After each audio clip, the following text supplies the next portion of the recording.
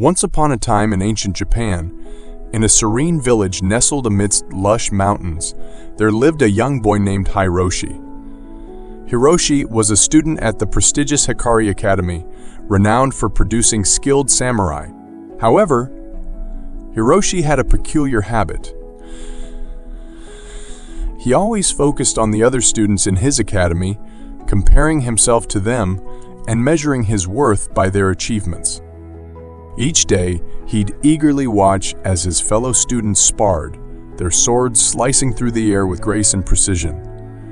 Hiroshi was a talented swordsman himself, but he never seemed satisfied with his own progress. He constantly compared his skills to others, his thoughts consumed by envy and self-doubt. One crisp autumn morning, Hiroshi decided to venture into the mountains surrounding his village to clear his troubled mind. As he wandered deeper into the wilderness, he stumbled upon a secluded cave. Inside, an elderly man with a long white beard sat in deep meditation.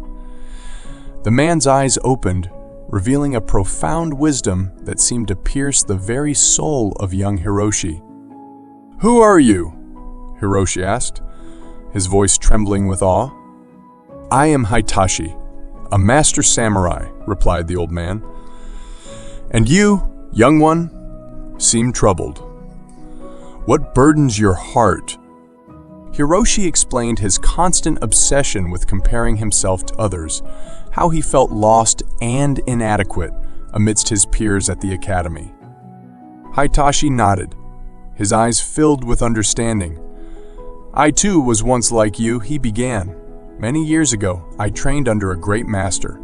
I envied my fellow disciples who progressed faster than I did. I wasted my time watching them, instead of focusing on my own growth." Hiroshi leaned in, eager to hear more. "One day, my master took me into these very mountains," Hitashi continued, gesturing to their surroundings. "He told me a story that changed my life. He spoke of a great cherry blossom tree that stood alone in a field. Its beauty was unmatched, and it attracted the admiration of everyone who passed by." Hiroshi listened intently, hanging on to every word.